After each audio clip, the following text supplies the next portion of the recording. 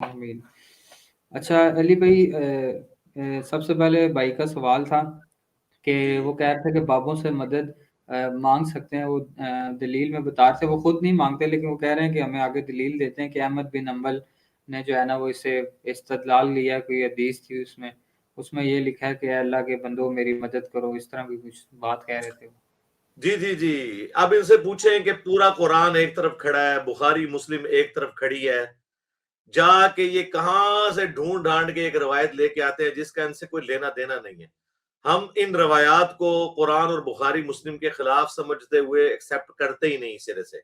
ہمیں کوئی روایت مجبور نہیں کرتی کہ ہم قرآن اور بخاری مسلم کے خلاف عقیدہ رکھیں جو کہ 24 کیرٹ سونا ہے۔ بہرحال پھر بھی اگر ان کے نزدیک یہ روایت صحیح ہے تو اس میں تو یہ ہے ہی نہیں کہ قبر والوں سے مانگنا ہے، مرے ہوئوں سے مانگنا ہے۔ وہ اس میں الفاظ یہ ہیں کہ جنگل میں اگر کسی کی سواری گم جائے تو وہ کہے اے اللہ کے بندوں میری مدد کرو۔ اب اس کے دو معنی ہیں، ایک تو یہ ہے کہ ظاہر ہے کہ وہ یہی کہے گا نا، جنگل کے شیروں کو تو نہیں کہے گا کہ میری مدد کرو، یعنی وہاں پہ کوئی لوگ موجود ہیں تو اس کی مدد کریں۔ اور اگر اس سے کہتے ہیں کہ جی کوئی رجال الغیب ہیں جو وہاں پہ موجود ہوتے ہیں، تو بھائی اگر اس طرح کے کوئی فرشتے یا جنات اللہ کی طرف سے مامور ہیں اور نبی علیہ السلام فرما رہے ہیں بقول ان کے کہ وہاں پہ موجود ہیں، تو وہ ظاہر ہے کہ فرشتے اور جن ہمارے سامنے تو نہیں ہے، لیکن اگر وہاں پہ موجود ہیں تو وہ ایک لحاظ سے تو غائب میں آتے ہیں لیکن ایک لحاظ سے غائب میں نہیں آتے ہیں۔ تو اگر کوئی کر بھی لے گا تو اس سے بابوں کو پکارنا پھر بھی ثابت نہیں ہوگا، ہمارا مقدمہ اپنی جگہ موجود ہے۔ اگر کوئی اس روایت کو لے بھی لے تو اس سے مرے ہوئے لوگوں کو پکارنا نہیں ہے، کیونکہ اس میں الفاظ ہے کہ کچھ اللہ کے فرشتے ایسے ہوتے ہیں جہاں جن کی جنگلوں میں ڈیوٹی ہوتی ہے تو وہ انسان کی مدد کر دیتے ہیں اس معاملے میں۔ تو بالکل ٹھیک ہے اگر اس روایت کو انہوں نے صحیح بھی ماننا ہے، اور اگر اس کو ایکسٹراپولیٹ کرنا ہے تو میرے بھائی جنگل میں فرشتوں کو پکارنے کی ضرورت نہیں ہے، آپ کے دائیں بائیں جو فرشتے موجود ہیں پکاریں ان کو، ڈھونڈ کے دیں آپ کو کوئی چیز۔ تو اس سے بابوں کا کوئی لینا دینا نہیں ہے۔ آپ اگر اپنی عقل استعمال کریں آپ کو پتا چل جائے گا کہ وہ کیا چیز نکال کے کیا چیز ثابت کرنے کی کوشش کر رہے ہیں۔ نیکسٹ۔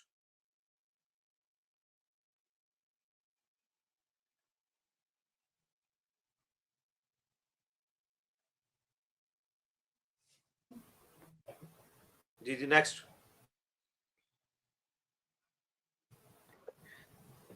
جی علی بھائی نیکسٹ کوشچن ہے کہ ایک بھائی پوچھ رہے تھے کہ دنیا ایسے کیوں تخلیق ہوئی ہے، بالکل گیم کی طرح لگتی ہے، جو مطلب جو کرے گا وہی کامیاب ہوگا، تو اس کے بارے میں آپ کیا کہنا چاہیں گے؟ دیکھیے یہ تو گاڈ کا ڈیسیژن ہے نا جی، یہ تو قرآن میں واضح ہے لِيَبْلُوَكُمْ أَيُّكُمْ أَحْسَنُ عَمَلًا الَّذِي خَلَقَ الْمَوْتَ وَالْحَيَاةَ لِيَبْلُوَكُمْ أَيُّكُمْ أَحْسَنُ عَمَلًا۔ ہم نے موت اور زندگی کو اس لیے پیدا کیا تاکہ جانچیں کہ کون نیک اعمال کرتا ہے۔ تو یہ تو ول آف گاڈ ہے نا جی، اس کو تو آپ چیلنج کر نہیں سکتے نا، کیونکہ ول آف گاڈ جو ہے وہ تو کریٹر ہے، اس کی اپنی مرضی ہے۔ اللہ نے قرآن میں فرمایا لا يسأل عما يفعل وهم يسألون، اللہ کو کوئی یہ پوچھ نہیں سکتا کہ اس نے یہ کام کیوں کیا، باقی ہر ہستی کو وہ پوچھ سکتا ہے کہ اس نے یہ کام کیوں کیا۔ تو یہ ول آف گاڈ ہے۔ اب کل کو یہ بھی سوال کریں گے کہ یہ کیوں ہوا کہ اللہ نے اولاد کی پیدائش کا ذریعہ عورت کو بنایا ہے، ہونا تو چاہیے تھا ایک دفعہ مرد اور ایک دفعہ عورت اس تکلیف سے گزرتی۔ تو یہ اس کے اوپر ہم کیا کہیں گے، ول آف گاڈ ہے، تو یہ اللہ کی مرضی ہے۔ باقی لاجیکلی میں نے اس کے اوپر کئی دفعہ ویڈیوز ریکارڈ کروائی ہیں کہ اللہ تبارک و تعالیٰ نے ہمیں ہماری مرضی کے بغیر کیوں پیدا کیا۔ اس کے اوپر اگر آپ میری ویڈیو دیکھیں، اگر آپ اس کے اوپر میری ویڈیو دیکھیں گے نا تو آپ کو پتا چل جائے گا، میں نے اس ٹاپک کو بڑا کھول کے بیان کیا ہے کہ میری مرضی کے بغیر اللہ نے مجھے کیوں پیدا کیا۔ یوٹیوب پہ جا کے دیکھ لیں، اس میں میں نے بتایا کہ اللہ تعالیٰ نے ہمیں یہ آفر اگر آج بھی لگائے نا کہ چند سالوں کی زندگی دے کے ہمیشہ کی زندگی مجھ سے حاصل کر لو جہاں پہ میں تمہیں اپنی کوالٹیز دوں گا کن فیکون والی، تمہیں بھی موت نہیں آئے گی جس طرح مجھے موت نہیں آئے گی، تم بھی جو چاہو گے اپنی جنت خود کریٹ کر سکو گے، تو ہر شخص اس آفر کو لینے کے لیے تیار ہے۔ بہرحال اس کی مثال آپ یوں سمجھیں کہ اگر کوئی شخص آپ کو سمندر میں دھکا دے دے اور اس کے بعد ایک شخص کنارے پہ کھڑے ہو کر کہے کہ بھائی اس طرح ہاتھ پاؤں مارو تو تم کنارے تک پہنچ جاؤ گے، اور وہ یہ شخص ضد لگانا شروع کر دے کہ پہلے مجھے بتاؤ مجھے دھکا کس نے دیا، میں ہاتھ پاؤں نہیں ماروں گا، تو نہ مارو، ڈوب جاؤ، مر جاؤ۔ دوسری عقل مندی یہ ہے کہ ہاتھ پاؤں ماریں، کنارے پہ پہنچے، پھر آگے دیکھ لیں گے۔ اسی طریقے سے اب اللہ تعالیٰ نے ہمیں اس ٹیسٹ میں ڈال دیا، اس لکیر کو پیٹنے سے اینڈ رزلٹ کچھ نہیں نکلنا، بہرحال ہمیں یہ پرفارم تو کرنا ہے، ہاتھ پاؤں مارنے ہیں۔ انشاءاللہ جب اللہ کے سامنے پہنچیں گے تو اس سے ڈسکس کر لیں گے، ابھی تو ہمارے پاس کوئی چارہ نہیں ہے نا۔ نیکسٹ علی بھائی نیکسٹ کوشچن بھائی نے کیا ہے کہ 73 فرقوں والی جو حدیث ہے، تو نبی صلی اللہ علیہ وسلم کے ہم سارے ہی امتی ہیں، تو کیا یہ عیسائی اور ہندو جو باقی مذہب ہیں کیا وہ ان فرقوں میں نہیں آتے، مسلمان نہیں آتے ہیں صرف؟ کیا نہیں، وہ نہیں اس کے اندر آتے، میں نے اس کے اوپر بھی ویڈیو ریکارڈ کرائی ہے۔ امت دعوت اور امت اجابت، اجابت عربی میں کہتے ہیں قبول کرنے کو، جنہوں نے رسول اللہ کی دعوت قبول کی وہ امت اجابت کہلاتی ہے، اور جن تک ہم نے نبی کا پیغام پہنچانا ہے وہ امت دعوت ہے، یعنی جیوز، کرسچنز، بدھسٹ، سکھ، ہندو، یہ سب امت دعوت ہیں۔ ان کے بارے میں اللہ کے نبی علیہ السلام نے نہیں فرمایا تھا کہ یہ 73 فرقوں میں بٹ جائے گی اور ایک گروہ حق پر ہوگا، ایک فرقہ نہیں، 72 فرقے جہنم میں جائیں گے۔ نبی علیہ السلام نے ان کے بارے میں فرمایا تھا کہ یعنی نبی علیہ السلام کی جو جماعت موجود تھی اس کے بارے میں کہا تھا کہ وقت آئے گا کہ اس طرح اس جماعت میں سے اور فرقے بنیں گے۔ اس سے مراد جوز اور کرسچنز نہیں ہے، وہ الگ سے امت ہے، وہ امت دعوت ہے۔ یہ بات ہوئی ہے امت اجابت کے بارے میں۔ نیکسٹ جی نیکسٹ کوشچن ہے علی بھائی، ایک بھائی سوال کر رہے تھے کہ نبی صلی اللہ علیہ وسلم کی جو آمد ہے کیا اس کی خبر انبیاء نے دی تھی؟ آپ کا وجود پہلے سے ہی تھا آپ صلی اللہ علیہ وسلم کا؟ یہ وجود تو ہر ہستی کا اللہ کے علم میں تو پہلے سے ہے، لیکن ظاہر ہے نبی علیہ السلام دنیا میں تشریف لائے ہیں۔ جامعہ ترمذی میں حدیث ہے، میں اللہ کے خاتم النبیین لکھا ہوا تھا جب ابھی آدم علیہ السلام مٹی اور پانی کے درمیان تھے، میں اللہ کے ہاں اس وقت بھی خاتم النبیین لکھا ہوا تھا، یعنی ان دا ڈیسٹنی آف گاڈ، اللہ کی تقدیر میں۔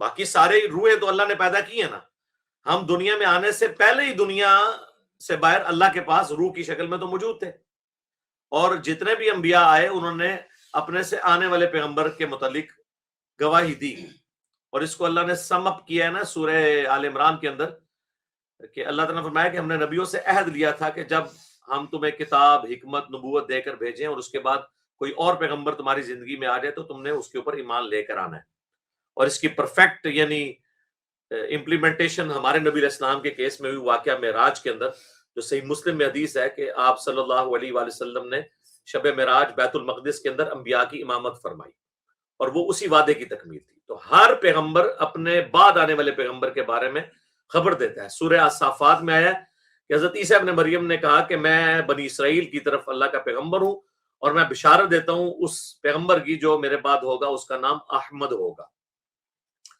تو ہر پیغمبر نے اپنے بعد آنے والے پیغمبر کے بارے میں پیش گوئی کی ہے۔ یہی اس بات کا ثبوت ہے، اگر نبی علیہ السلام کے بعد کوئی پیغمبر آنا ہوتا ایز اے پیغمبر نئی شریعت کے ساتھ، تو اللہ کے نبی بتا کے جاتے ہیں۔ اور اس آیت سے بعض جو قادیانی دجال کے لیے پلی لیتے ہیں، تو قادیانی دجال کا نام احمد نہیں تھا، اس کا نام تھا غلام احمد۔ اس کے تو گھر والوں نے اسے رسول اللہ کا غلام کے طور پہ ٹریٹ کیا تھا، بعد میں شیطان کے ہتھے چڑھ گیا، اس کا نام احمد نہیں تھا، وہ غلام احمد تھا۔ نیکسٹ جی علی بھائی نیکسٹ کوشچن ہے کہ ایک بھائی پوچھ رہے تھے کہ غیر اللہ سے جو مدد مانگنے والا عقیدہ ہے، آپ کیا سمجھتے ہیں کہ اس کا بانی کون تھا؟ یہ کیسے بنا عقیدہ؟ یہ سارے جتنے بد عقیدگیاں ہیں نا جی، ان کے بانی صوفیاء ہیں۔ بیسیکلی جب حسین ابن علی کی جو کوشش تھی وہ دنیاوی طور پر، اللہ کے حضور تو نہیں لیکن دنیاوی طور پر بظاہر ناکام ہوئی، تو اس کے بعد جو نیک اور پارسا لوگ تھے انہوں نے یہ کنکلوڈ کر لیا کہ اب ہم حکمرانوں کے اوپر اپنا زور نہیں چلا سکتے۔ پھر انہوں نے اپنی خانقاہیں بنائی بڑی نیک نیتی کے ساتھ، لوگ وہاں پہ جانا شروع ہو گئے، یعنی پیرلل میں ایک نظام شروع ہو گیا، ایک بیعت خلافت اور پھر ایک بیعت پیری مریدی شروع ہو گئی۔ پھر آہستہ آہستہ لوگوں کی ایفیلیشن ہوئی کرتے کرتے، ٹھیک ہے۔ اس کا ذکر صحیح بخاری میں تو موجود ہے نا اس حوالے سے کہ سب سے پہلا شرک جو ہے وہ قوم نوح نے کیا۔ اللہ کے نیک بندوں کے پہلے انہوں نے یادگار کے لیے پتھر رکھے، آہستہ آہستہ ان پتھروں کو تراشا، پھر ان کے بت بن گئے۔ وہ جو 5 بتوں کا ذکر سورہ نوح کے اندر آیا ہے، ود تھا، سوا تھا، یغوث تھا، نصر تھا. تو اس کانٹیکسٹ میں امام بخاری حدیث لے کے ہیں، ابن عباس کا قول ہے کہ یہ اللہ کے نیک بندے تھے. پہلے لوگوں نے ان کے یعنی ان کی یادگاریں بنائی تھوڑی سی کہ ہم چلو ان کو یاد کر کے ہم میں بھی نیکی کا جذبہ پیدا ہوگا. پھر آہستہ آہستہ پتھر رکھے اور یوں تھیندے تھیندے تھیں گے. بخاری مسلم میں حدیث ہے، نبی الاسلام نے فرمایا کہ ان لوگوں میں یہی تو خرابی تھی کہ ان کا جب کوئی نیک آدمی مر جاتا تھا تو اس کی قبر پہ سجدے شروع کر دیتے تھے، اس کی تصویریں لٹکا دیتے تھے.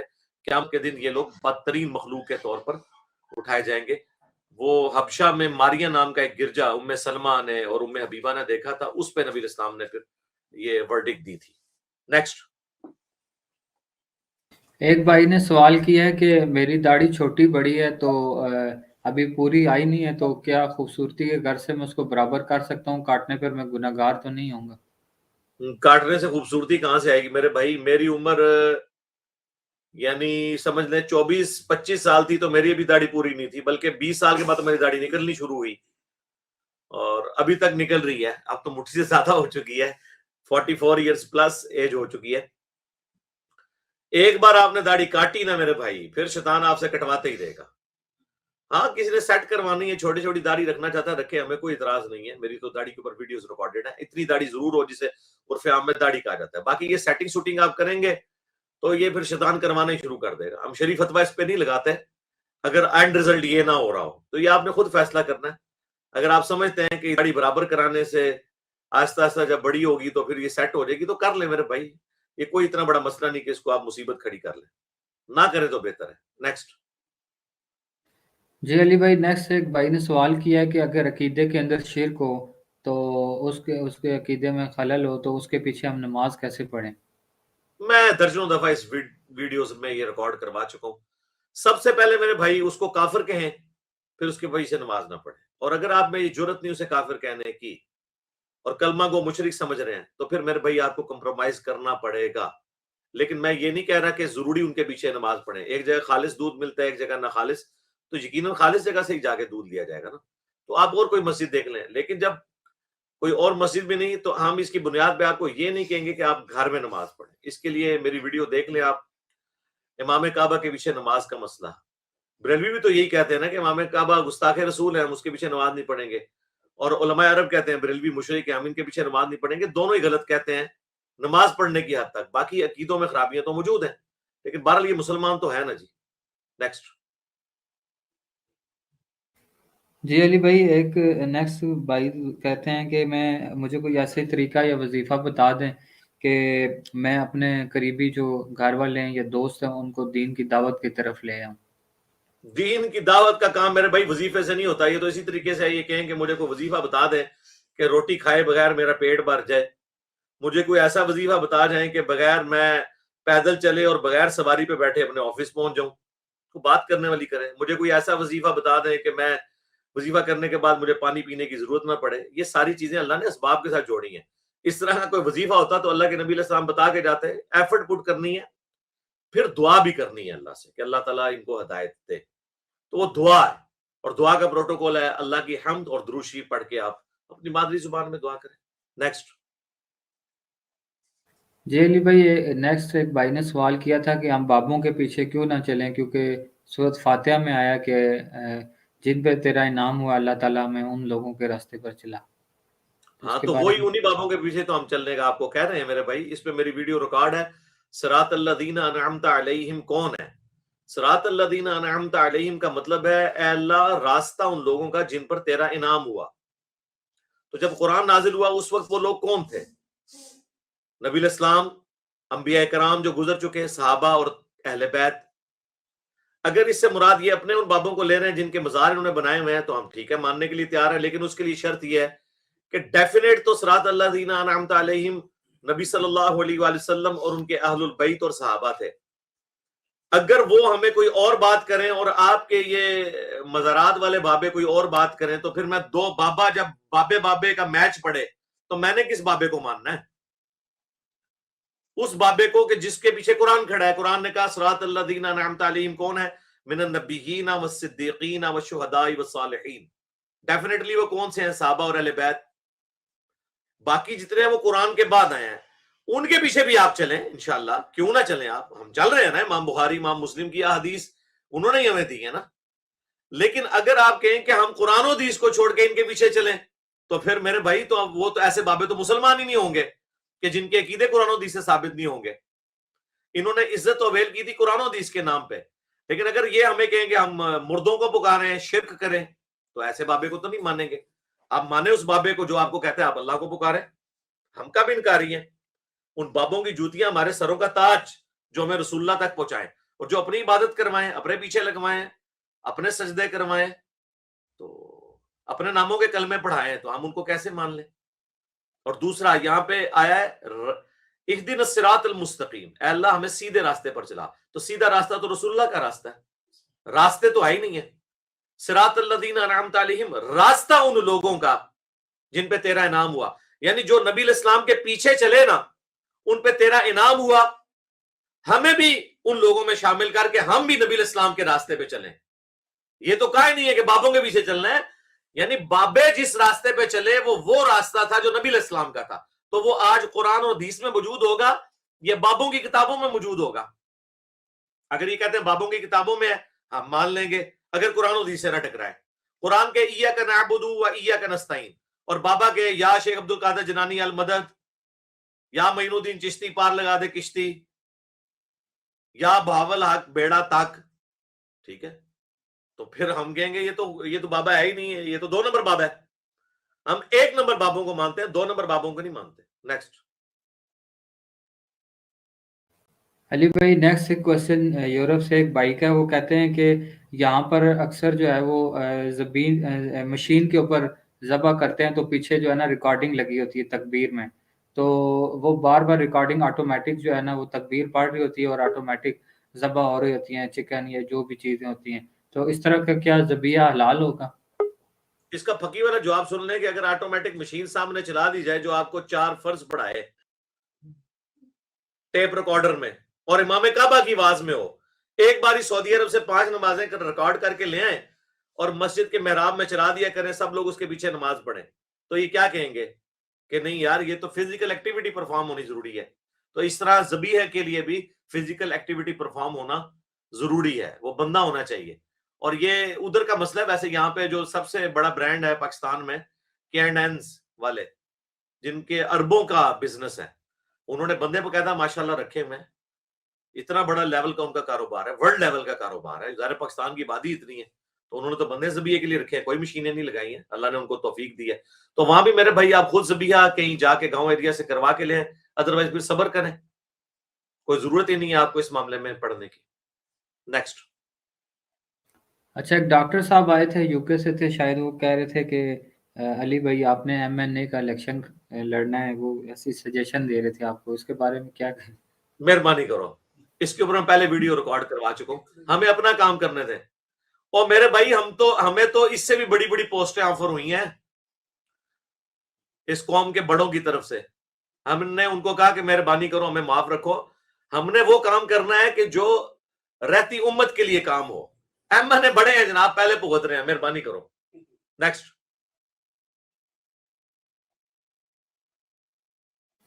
जी अली भाई, नेक्स्ट एक भाई आखिर में आए थे, उन्होंने कुछ ऐसा कहा था कि कंपनी से अगर हम कुछ कार्ड बनवाएं तो वो 500 का बनता है, और बाय से बनवाएं तो कुछ 15 हाँ जी, हाँ हजार जी, तो वो का उन्होंने बनता खुद ही बता दिया ना कि 2 नंबरी से बनता है, तो है। जी मुझसे जी। तो पूछने की जरूरत ही नहीं।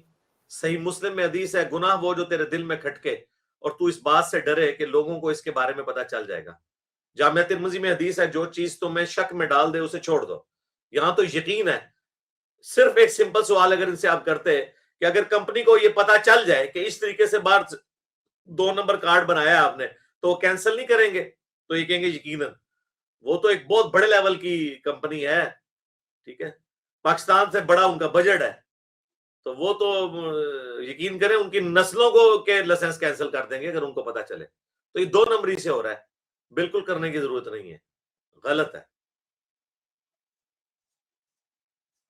जी, एक भाई सऊदी अरब से ही थे गालिबन, या किसी अरब कंट्री से थे, वो कहते थे कि मैं यहाँ पर देखता हूँ कि यहाँ के लोग रुकू से उठते वक्त रफल यदैन करते हैं, लेकिन रुकू में जाते हुए नहीं करते, तो उसकी क्या वजह है?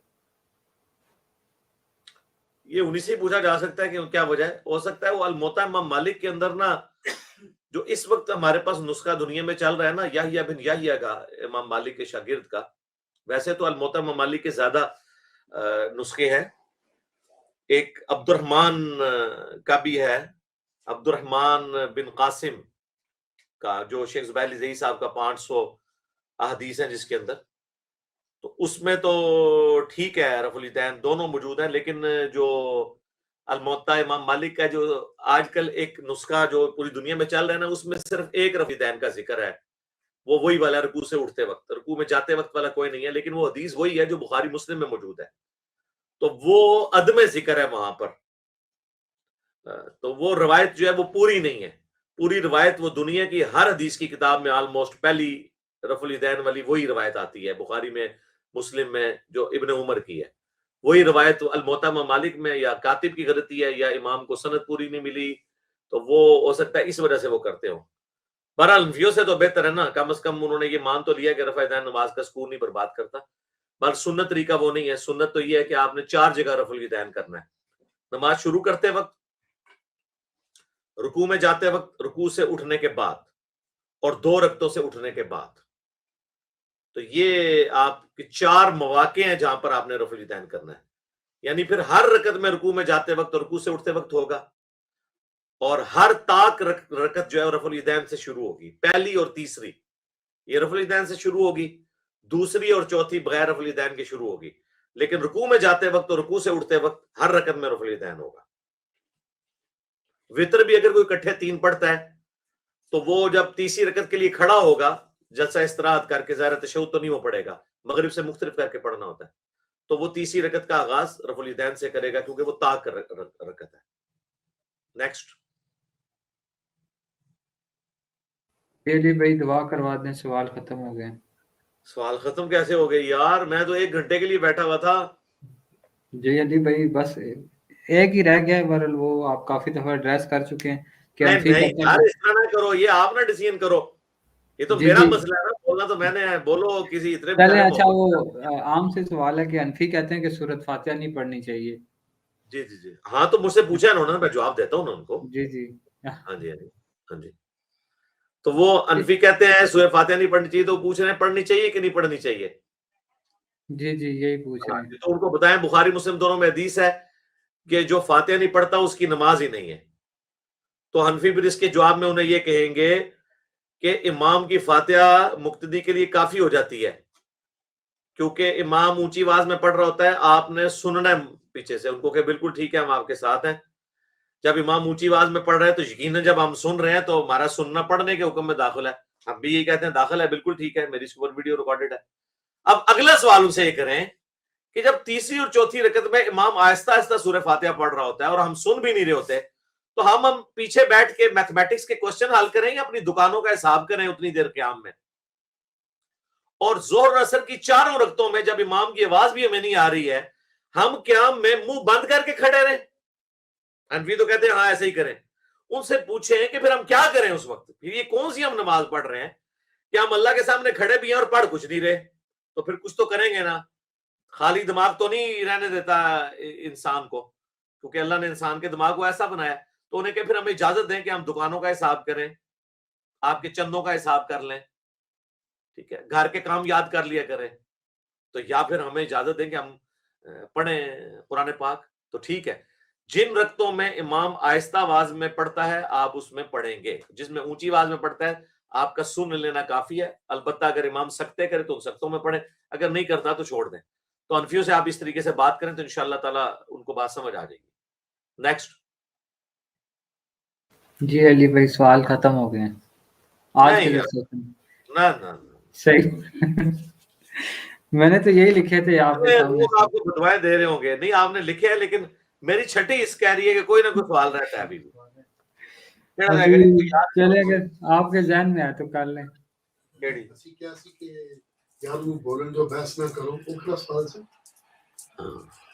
لیکن سوال رہ گئے میرے بھائی, آپ نے نہیں لکھے. نہیں علی بھائی میں نے تو تقریباً 15 سوال نوٹ کیے تھے, وہ سارے کر لیے آپ. چلیں آپ بعد میں نا, آپ نے ایسا کرنا ہے کہ 15 نوٹ کیے نا, یہ لائیو سیشن نکال کے دوبارہ دیکھنا تو آپ کو پتا چلے گا شاید 5-7 سوال اور آندہ کے لیے ذرا اس کو احتیاط سے آپ لکھ لیجیے سوالات.